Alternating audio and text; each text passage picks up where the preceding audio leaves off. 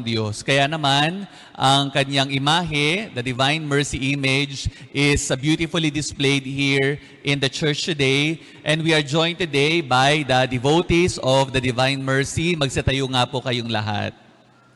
Palakpakan natin sila. Pwede na kayong magsiupo. Ngayon din ang unang linggo kung saan wala tayong Santo Papa. Ang ating Santo Papang Francisco ay yumao noong Easter Monday at inilibing kahapon Sabado. Ito ang unang linggo na tayo ay walang Santo Papa. Ang tawag dyan ay sede vacante or vacant see. S-E-E, not S-E-A, S-E-E. In Latin, sede vacante. Kaya mamaya bahagi ng ating misa ay pagdarasal natin ang ating simbahang Katolika. Ang ating pagbasa o ebanghelyo ngayong linggong ito ay nagpapakita sa atin ng nangyari sa 11 disipulo ng ating Panginoong Hesus matapos siyang mamatay at muling nabuhay. Kinagabihan ng iyon, ang mga disipulo, 11 of them, remaining 11 disciples. Siyempre alam ninyo kung ano nangyari sa kay Judas, hindi ba? Siya ay namatay o nagpakamatay. Pero matapos mamatay ng Panginoong Hesus, ang mga disipulo ay nagsipagtago. Sa ebanghelyo natin ngayon, makikita natin na sila ay nasa isang kwarto or in the upper room. Nasa isang bahay at ang sabi ng ating ebanghelyo, ang pintuan ng bahay na iyon ay nakapinid, nakasara at nakalak. Bakit nakalak? Sabi ng ating ebanghelyo, dahil ang mga disipulo ay takot na takot. Takot sa mga Hudyo. Bakit sila takot? Sapagkat iniisip nila na matapos ang mangyari kay Jesus na siya'y ipinako sa krus at namatay, ang susunod na target ay sila naman.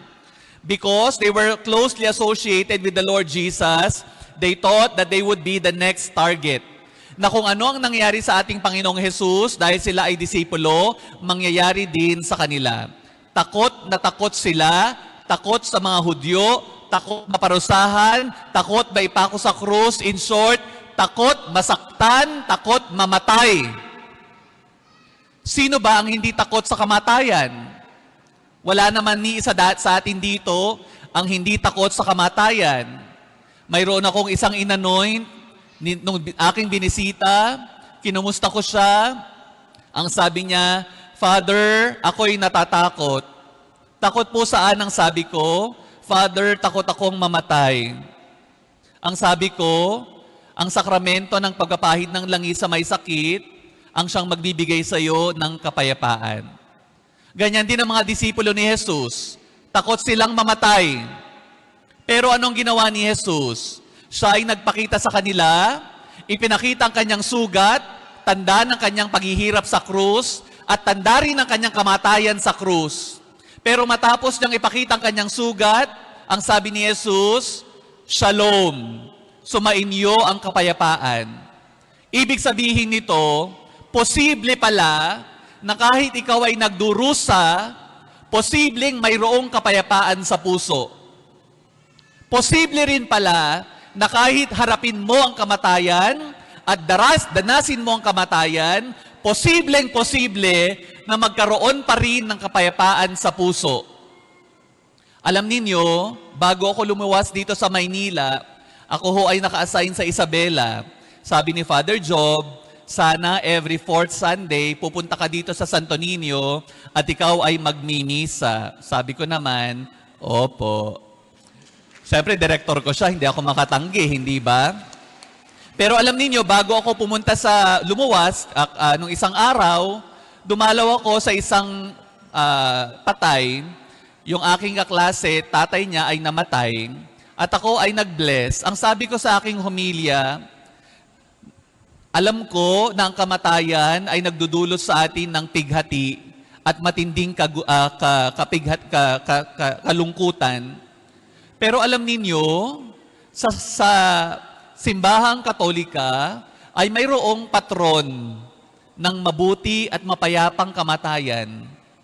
Patron saint of good, peaceful, and happy death. Alam nyo kung sino? Saint Joseph. Kapangalan ko, Saint Joseph. Bakit alam nyo si Saint Joseph, mabuting tao, mabait na tao, madasalin, tapat sa Diyos. Pero dahil siya'y taong katulad natin, si San Jose ay namatay din. Hindi ba kapag may namamatay, sasabihin natin, ay bakit naman siya namatay? Ang bait-bait naman niya. Para bagang kapag mabait, hindi na mamamatay. Si San Jose, mabait, mabuti, tapat, namatay din naman dahil siya'y tao din tulad natin. Pero bakit sa paningin ng simbahan, ang kanyang kamatayan ay mabuti at mapayapa at masaya? 3 kadahilanan. Una, noong namatay si Jose, si Maria at si Jesus ay naroroon sa kanyang tabi. Si Maria na ina ng Diyos, si Jesus na anak ng Diyos, ay nasa kanyang tabi. Nung siya ay namatay, naroon ang presensya ng Diyos, in short. His death was marked by the presence of the divine, the presence of God. And therefore, it was a good, peaceful, and happy death because of the presence of Mary and Jesus. Ikalawang dahilan kung bakit maligaya o mabuti ang kanyang kamatayan ay dahil, once again, Mary and Jesus were there. Sino ba si Mary kay Jose? Asawa niya. Sino ba si Jesus kay Jose? Anak niya. Yung dalawang taong pinakamamahal niya sa buhay ay naroon sa kanyang tabi nung siya ay malagutan ng hininga at mamatay. At the end of his life, Joseph did not die alone. Not literally because of the presence of his loved ones, but also not figuratively because he knew that Jesus and Mary loved him, honored him, and respected him until the very end of his life. Ang sabi nila, ang pinakamasaklap daw na paraan ng kamatayan ay yung namatay kang nag-iisa.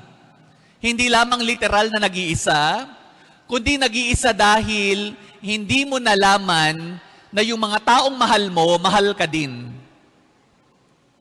But Joseph was given the unique blessing and grace of knowing that up to the very end of his earthly life, he was loved, honored, and appreciated by the same people he loved the most, Jesus and Mary. And therefore, it was a good, peaceful, and happy death. At ikatlong dahilan, because at the end of his life, Joseph lived a good life.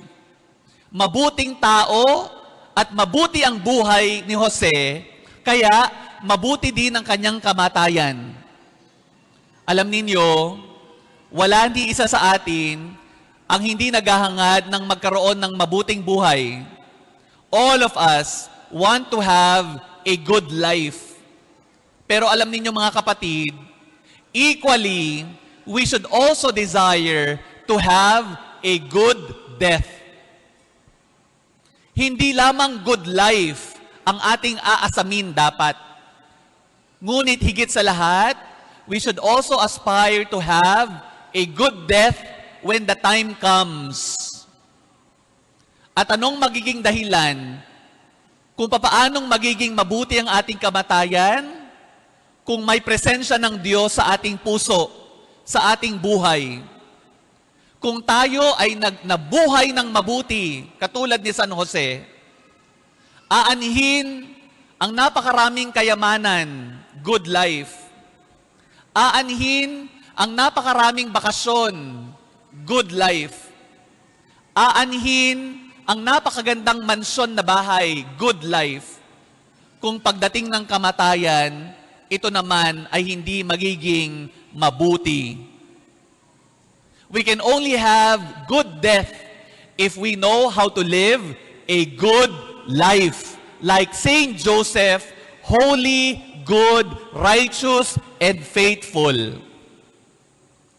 Kaya yung mga taong hindi nabuhay ng mabuti, may takot sa kanilang puso pagdating ng kamatayan. Pero ang mga taong may mabuting kalooban, may pananampalataya sa Diyos, at may presensya ng Diyos sa kanilang buhay, walang makakatanggal ng kapayapaan sa kanilang puso. Hindi ang paghihirap, hindi ang sakit, hindi ang pagdurusa, lalo't higit, hindi ang kamatayan. Sabi ni Jesus, ito ang aking sugat sa aking kamay at tagiliran. Peace be with you. Shalom. Mapasa inyo sana ang kapayapaan. Kaya alam niyo pagkatapos ng pangyayaring ito, ang mga disipulo hindi na takot mamatay. Hindi na sila takot mamatay. Dahil alam nila ang sikreto ng mabuting kamatayan, si Jesus. Pero, in my guess, mayroong ikalawang dahilan kung bakit sila takot na takot. Hindi lamang sila takot mamatay, kundi takot dahil may kasalanan kay Jesus. Matatandaan ninyo, nung si Jesus ay naglalakad, carrying his cross, when Jesus was dying on the cross, being scourged and mocked by people, anong ginawa ng disipulo? Tumakbo sila. Tumakas sila. In fact, Peter, who before Jesus' death, wanted to associate himself with the Lord Jesus. Kaibigan niya si Jesus. Pero noong ipinapako na si Jesus sa krus, tinanong siya, kilala mo ba si Jesus? Anong sagot niya? Hindi. He denied Jesus not only once, not twice, but 3 times he denied Jesus. And because of that, he was guilty. And all of the remaining disciples were guilty for running away, for betraying the Lord Jesus. At ngayon, si Jesus na balitaan nila muling nabuhay. Dahil may kasalanan sila kay Jesus, takot na takot sila, baka sila ay sumbatan, baka sila ay parusahan, baka sila ay gantihan. Pero hindi. Nung nagpakita si Jesus, anong sinabi niya? Shalom. Not only does it mean, peace be with you, but it also means, I forgive you. Imagine, imbes na sumbatan, imbes na pagalitan, imbes na parusahan, imbes na paghigantihan, ang sabi ni Jesus, Shalom, I forgive you. Bakit? Bakit pinatawad ni Jesus ang mga disipulo? Dahil gusto niyang pumunta sila sa langit. Because only God's forgiveness can bring us to heaven. Hindi nyo ba naisip, bakit tayo pinapatawad sa kumpisal? Kasi alam ng Diyos, ang natatanging hadlang para tayo ay makapasok sa langit ay kasalanan. Kaya, tinatanggal niya ang kasalanan para wala ng hadlang na pumunta tayo sa langit. Only God's forgiveness can bring us to heaven. Noong June 24, 1950, kalahating milyong tao ang naroon sa Vatican Square para sa canonization ng noon ay pinakabatang santo sa Katolikong simbahan, si Maria Goretti. Ang Santo Papa noon ay si Saint Pius XII. Pinapangunahan niya ang canonization mass ni Maria Goretti. Ang daing tao, nagsasaya, tuwang-tuwa dahil siya ay magiging santo. But in the midst of a cheering crowd, there was a man in the middle who was crying. And his name is 66-year-old Alessandro Serenelli. He was crying because he played a big role in the life and death of Maria Goretti. He murdered Maria Goretti. 48 years before that, on June 1902, o July 1902, Alessandro, while Mary's family was away, pinasok niya ang bahay nila Maria Goretti at tinutukan niya ng kutsilyo. Ang sabi niya, sumunod ka sa lahat ng gusto ko kung hindi papatayin kita.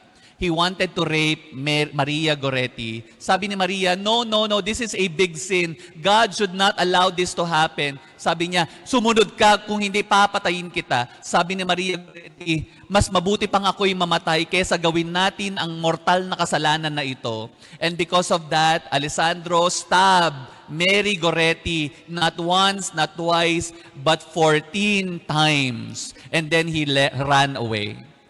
Within the 24 hours after that, Maria Goretti was still able to live.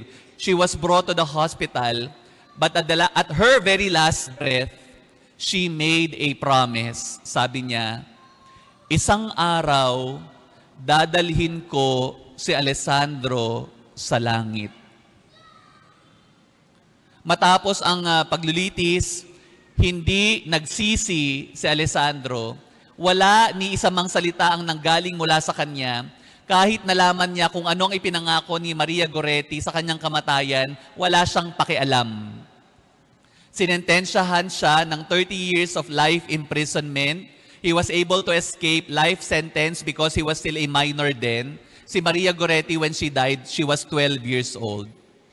Pero, after 3 years, na siya ay unrepentant, isang gabi, nagpakita sa kanyang panaginip si Maria Goretti.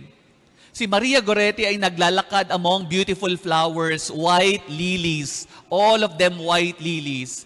And she was going closer to Alessandro. Si Alessandro, he tried to run away but he could not escape. At nung nakalapit na si Maria Goretti sa kanyang harapan, si Maria Goretti kumuha ng maraming mga bungkos ng bulaklak, white lilies, all of them. At isa-isa, binigay niya kay Alessandro. Alam ninyo kung ilang bulaklak ang ibinigay ni Maria Goretti sa kanya? Hindi isa, kundi 14. All 14 of them, equivalent to the times that Alessandro stabbed her to death. Pero alam ninyo, ang magandang nangyari, habang isa-isang inaabot ni Maria kay Alessandro ang mga bulaklak, unti-unti itong nagtuturn into beautiful flames. Beautiful, purifying flames. Apoy pero hindi siya nasusunog, hindi siya nasasaktan. Ang ganda-ganda ng apoy na iyon sa kanyang mga palad. At pagkatapos mangyari iyon, nagkaroon ng kapayapaan sa puso ni Alessandro. Sabi niya sa interview, Maria's forgiveness saved my soul. Alam ninyo, pagkatapos ng gabing iyon, si Alessandro napalaya for being a good inmate, and after which, pumasok siya sa monasteryo at buong buhay niya, naging isa siyang Capuchin brother. And all his life, he devoted himself to Saint Mary Goretti. In the interview, he mentioned again, Maria's forgiveness saved my soul. Mga kapatid, ang awa, habag, at pagpapatawad mula sa Diyos ang tanging makapagliligtas sa ating kaluluwa. Huwag mong hayaan ang kasalanan ang humadlang sa iyo para ikay pumunta sa langit. Lumapit ka sa Diyos, puno siya ng awa, papatawarin ka niya dahil mahal ka niya at gusto niyang ikay pumunta sa langit.